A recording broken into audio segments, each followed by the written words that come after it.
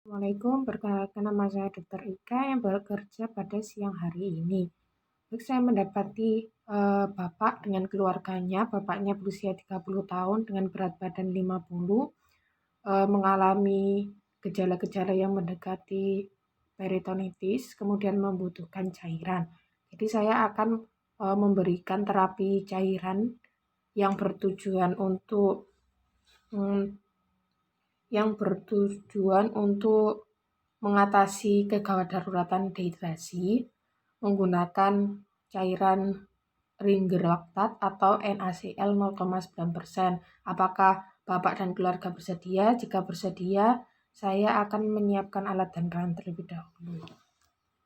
Kemudian dengan membaca bismillah, saya mencari vena yang saya gunakan untuk menginfus, yakni vena bagian paling distal dari ekstremitas, yakni vena radialis. Kemudian saya akan mempersiapkan alat dan bahan, yang mana di situ ada 1 set infus dan seperti plester, kasa, dan lain sebagainya, underpad. Kemudian saya juga akan mempersiapkan infus yang kami gunakan untuk gawat daruratan dehidrasi, yakni dengan NaCl. Kemudian saya akan mempersiapkan alat dan bahan, yakni memasangkan selang infus dan infusnya terlebih dahulu.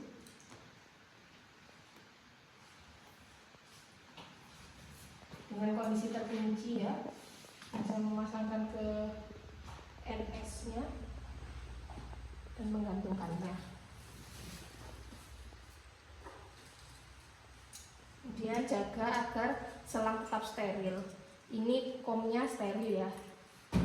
Setelah itu saya akan cuci tangan 6 langkah terlebih dahulu dan memakai sarung tangan steril.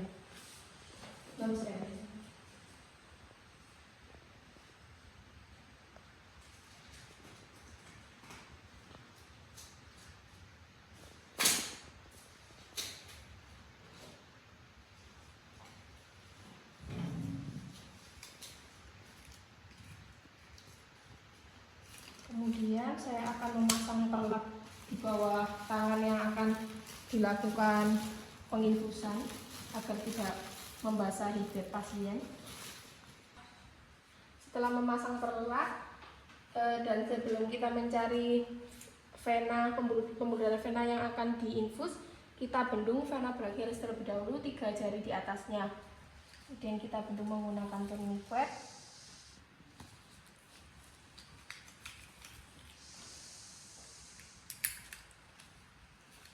Setelah itu kita tunggu sebentar dan kita cari pembuluhnya. Bapak, genggam tangannya Pak ya. Setelah itu saya akan melakukan disinfeksi menggunakan alcohol swab di daerah yang akan diinfus. Pak, silakan menggenggam terlebih dahulu ya.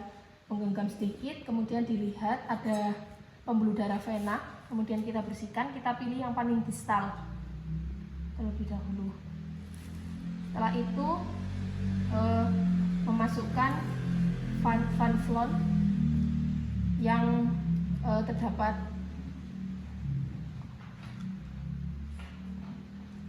kemudian setelah melepasnya kita masukkan avokatnya terlebih dahulu dengan posisi 30-45 derajat, memegang seperti memegang pensil seperti ini. Masukkan 30-45 derajat sampai mengeluarkan darah sedikit di bagian ujung avokatnya. Ketika keluar darah berarti posisi avokat benar di pembuluh darah vena. Ketika sudah benar, kita sejajarkan dengan kulit. Kemudian kita tarik bagian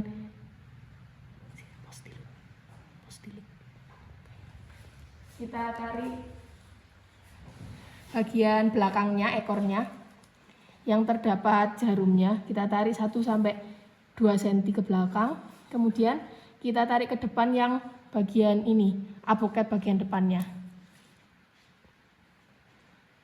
Setelah itu kita tadi sudah memasang tourniquet. Setelah memasang tourniquetnya kemudian dicopot, kemudian bagian ekor dari aboketnya dicopot dan dimasukkan ke dalam wadahnya tadi agar tidak menusuk. Kemudian kita tahan bagian ujungnya, dan setelah kita masukkan kita tahan bagian ujungnya biar pembuluh darahnya tidak keluar, darahnya tidak keluar. Kemudian kita sambungkan dengan kateter dari infus yang telah kita siapkan tadi. Kemudian kita pasang dan kita fiksasi menggunakan kapas, kasa, dan menggunakan plester.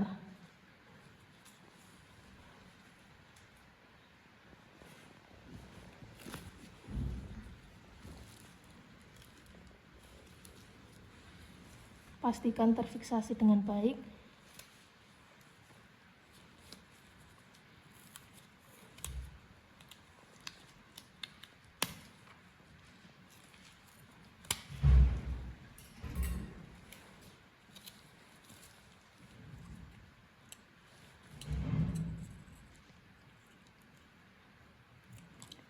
Seharusnya ada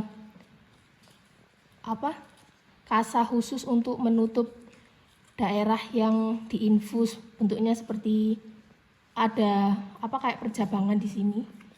Tapi kita memakai kasa yang biasa.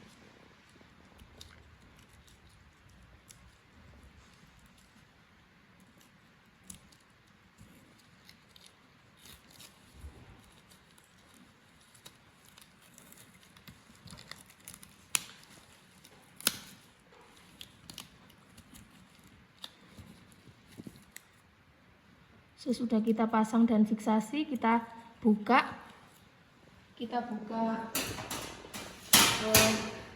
simpul dari kateternya, digeser ke atas dan kita atur kecepatan dari tetesannya.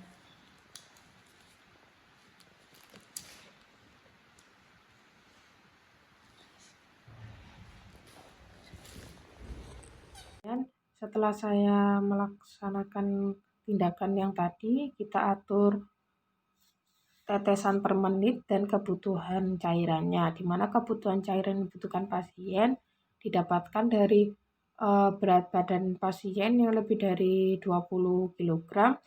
Jadi untuk kebutuhan cairannya sebanyak 1.500 ditambah 20 mg per berat badan.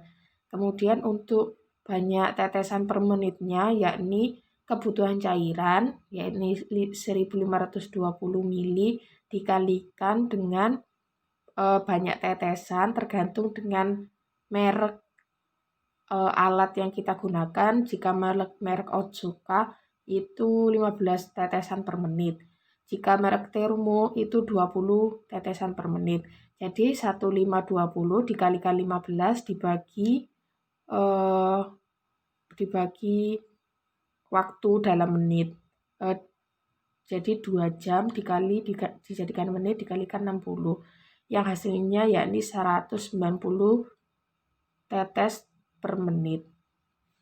Kemudian untuk diagnosis pasien, Bapak dan keluarga ini diagnosisnya adalah peritonitis, dan barusan kami telah berusaha untuk mengembalikan kebutuhan cairan dan mengatasi kegawat daruratan dehidrasi. Kemudian kita hanya berusaha dan kesembuhan tetap ada di tangan Allah Subhanahu wa taala. Jika ada keluhan ataupun lain sebagainya, dapat berkonsultasi lagi ke kami. Mohon maaf apabila ada kekurangan. Assalamualaikum warahmatullahi wabarakatuh.